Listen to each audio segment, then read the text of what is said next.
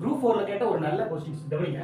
2 எண்களின் விகிதம் 3:4 மேலும் அதன் மீ போவா 4 எனில் அவைகளின் மீசிமா அப்படின்னு கேட்குறாங்க. இப்போ ஒரு 2 எண் கொடுத்துட்டாங்கன்னா நீங்க அந்த தானா பக்கத்தில் போட்டு மீசிமா மீ போவா கண்டுபிடிச்சிருக்கீங்க. ஆனா 2 எண் கொடுக்காத அதோட விகிதங்கள் கொடுக்குறாங்க. கொஞ்சம் ட்விஸ்ட் பண்ணி இது ரொம்ப எளிமையா பாருங்க. நமக்கு ஒரு ஃபார்முலா தெரியும்.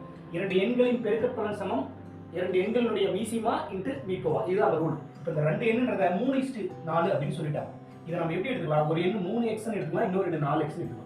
ஏன்னா படிச்சு பாருங்க, x அடிச்சுட்டா 3:4 கிடைச்சிச்சு. ஓகேங்களா? இப்போ எடுத்துக்கணும். இந்த எண் வந்து ஒரு எண் 3x என்றும் இன்னொரு எண் 4x எடுத்துக்கணும். இப்போ நமக்கு என்ன ரூல்ஸ்?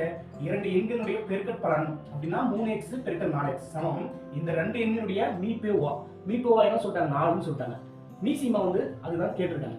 ஆனா இந்த 2 எண் இந்த மாதிரி அந்த காரணம் இந்த இயற்கணித மெத்தட்ல கொடுத்தாங்கன்னா பாருங்க, 2 தானே பொதுவா வகுபடக்கூடியது. x தானே பொதுவா வகுபடுது. ஸோ அப்போ x ஒரு மீசிமா அடங்கும். இந்த 2 எண்ணும் பொதுவா வகுபடல. அப்போ அதையும் பெருக்கணும். அப்போ 3 × 4 எவ்வளவு? ஏன்னா இப்படி போடுங்க, x பெருக்கல் 3 பெருக்கல் 4. இதுதான் இதனுடைய இந்த 2 என்னுடைய மீசிமா. இப்போ பாருங்க, 3x × 4x எவ்வளவு? 3 × 12 x × x². ஓகேங்களா? சமம் 4 அப்படியே போடுங்க. பெருக்கல் x × 3 × 4 3 × 12 × x. அப்போ 12x சொல்லலாமா? இப்போ இதில் வந்து எக்ஸோட மதிப்பை கண்டுபிடிச்சி இதில் சப்ஸ்டிட் பண்ணோம்னா அதோட மீசிமாக்கெல்லாம் நமக்கு. இப்போ எக்ஸோட வேல்யூ எப்படி பாருங்க? இப்போ இங்கே 12க்கு இங்கே 12 அடிச்சிடலாம். ஒரு 12 இங்கே ஒரு 12 அடிச்சிடலாம். எக்ஸ் பாருங்க, ஒரு எக்ஸ் அடிக்கிறேன், x² இருக்குதப்ப அந்த ஸ்கொயர் கேன்சல் ஆகி எக்ஸ் மட்டும் நிற்குங்க. x = 4 கிடைக்குதான். எக்ஸோட மதிப்பு 4. இந்த 4 இதில் சப்ஸ்டிட் பண்ணால் மீசிமாவா? அப்போ எக்ஸை 4 சப்ஸ்டிட் பண்ணால் 4 பெருக்கல் 3 பெருக்கல் 4. அப்போ நாமும் 12 4 எவ்வளவு?